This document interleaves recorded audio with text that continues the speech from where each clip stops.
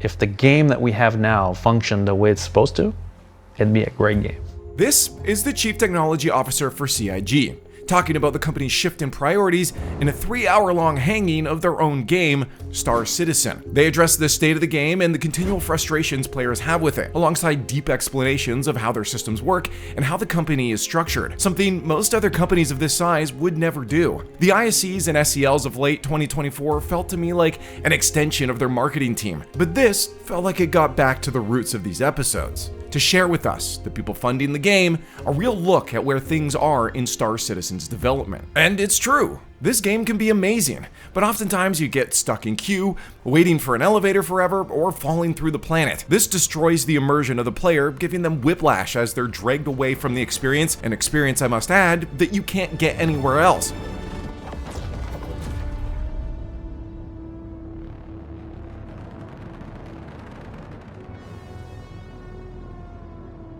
Which is why we keep dragging our sorry asses back to the game. But as you probably heard, CIG has made it clear that Star Citizen needs some cleaning up.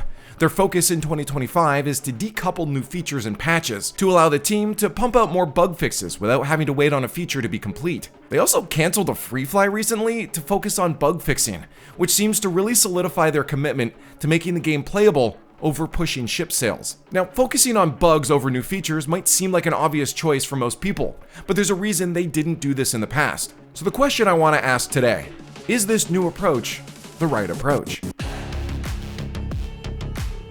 Let's address first why they didn't pick bug fixing over new features in the past. Star Citizen has a ton of planned features, with a lot of them working together or having the possibility to affect each other. When one isn't in the game yet, another can feel empty. Approaching the game from a systemic and skill-based MMO viewpoint, a lot of features need to be built in step, or wait for more complicated systems to be in place before they can be finished. Those last two sentences might sound ambiguous and could be confusing without an example. Let's use quantum travel. Quantum travel, as it currently is in the game, can feel like an arbitrary time sink. When you need to get from this planet to this planet, you need to travel there. Star Citizen makes you traverse the vastness of its game in real time. There are no fast travel systems or loading screens. You have to physically move there. Obviously, that would take forever without some sci-fi, so they have the classic warp travel, or as they call it, quantum. This flings you across at fast speeds, but depending on the distance and the components you've chosen to use in your ship, it can still take anywhere from 3 to 8 minutes. 8 minutes is an entire game of Rocket League. In this time, you can get out of your seat if your ship is big enough and walk around. As I said, this isn't a loading screen. The problem is that there's nothing to do, so most players end up just sitting there staring at this screen. So you ask, why not get rid of it, or lower the travel time? To a player who isn't as involved with keeping up with the development, and there are a lot of them, this seems like bad game design. Well, the reality is that this space will not feel as empty once a few more systems get in place. Firstly, by removing quantum or reducing the time spent traveling, you eliminate the need for players to choose new components for their ships. You take away an entire gameplay loop of interdiction and piracy, as some ships can pull you out of quantum to attack or steal your stuff. But most importantly, you'd eliminate the game space needed for features like engineering. Engineering will allow you to tweak your ship's power outputs, or give you a chance to go fix some worn down parts so your ship doesn't turn into the 9th ring of hell.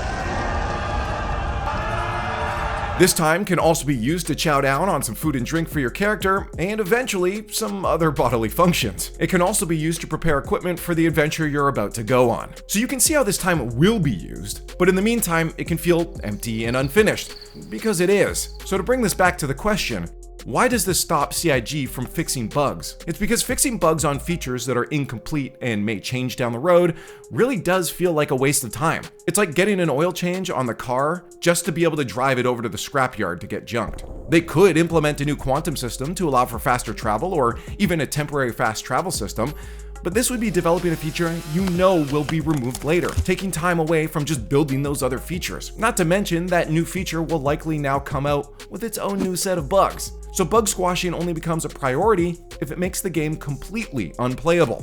And most bug fixes could wait until the game has some new features ready to drop. This is why we saw bug fixes come with their quarterly patches. But as you already know, there's been a shift recently.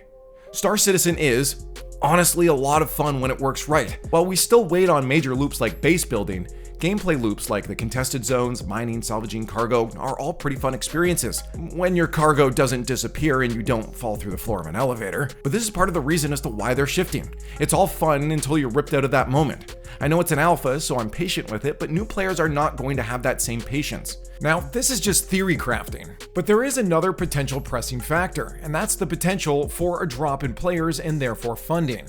While Pyro's release did save the year from falling significantly short from last year, community sentiment is faltering a bit, which could put the project in a death spiral. We have to be real about that possibility right now. Of course, they're not going to mention that as a possibility, but if they need to suddenly release and have people take it seriously, they need people to see in the game what plenty of players like myself see in it, but they can't do that if it's broken. This was my friend's first experience in the game with me. James is waking up in the thruster.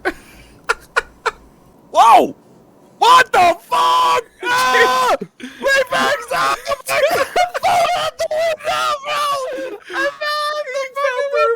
thruster in his bed pushed him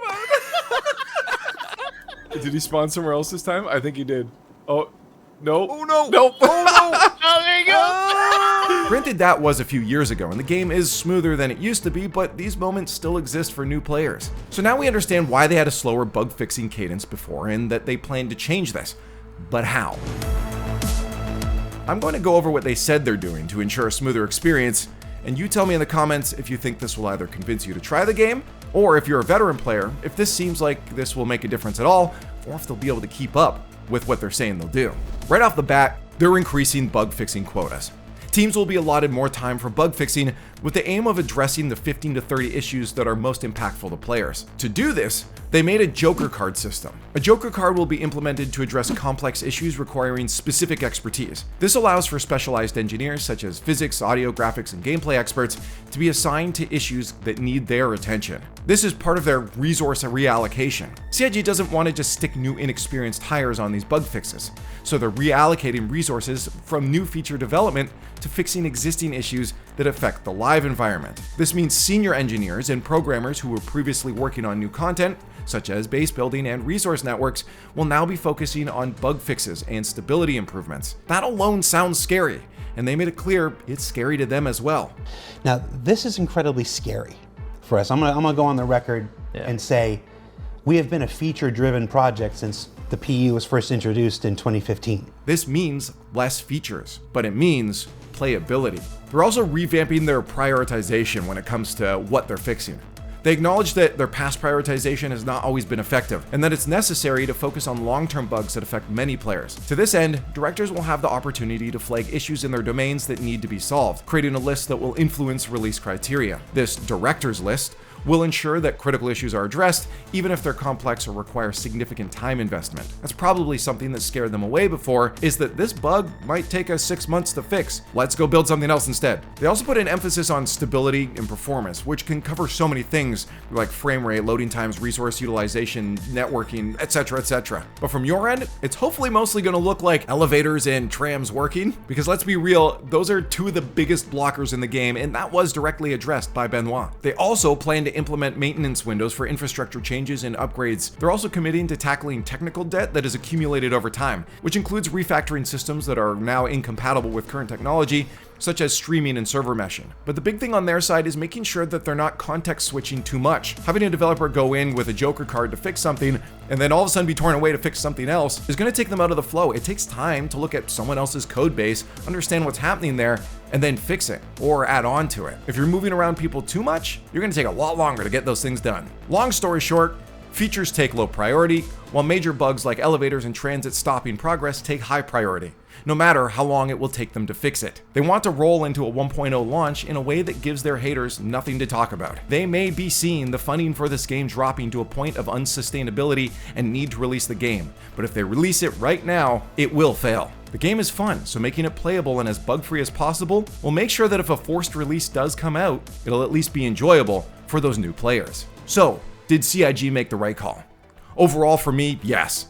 But of course, fixing bugs doesn't stop the game from having incomplete gameplay loops. Engineering still hasn't come like it was supposed to in 4.0, so quantum travel still feels like it's missing something. Having my own hangar to put my cookie jars in is fun and all, but it still doesn't have the same emotional investment that base building will have. Bug squashing is fun, but we still have a lot of features that they want for 1.0 missing from the game. And once the bugs are gone, these disconnects in gameplay loops will eventually be noticed by players. It'll be a vicious cycle, which they recognized in this talk, of players moving on from complaining about bugs to complaining about lack of features once those bugs are fixed. Stability and performance heightens hunger for new content and new features. This directive of making the game playable is important, but it can't come at the cost of finishing certain gameplay features. And when they do get back to those new features, you know there's going to be new bugs. So trying to both bug squash and feature implement is going to be a cat and mouse game that might not look like we're getting any progress in terms of playability to the player base if CIG can't keep the pace. Do you agree with this directive? And most importantly, do you think CIG can keep that pace? If you want to see why I still think this is all worth it, check out this video where I show why Star Citizen does what no other game can do. This video was available to members first. Shoutouts to O'Sullivan holding down the members page by himself. Why don't you join him so he's not so lonely? Thanks for watching. See you in the next one.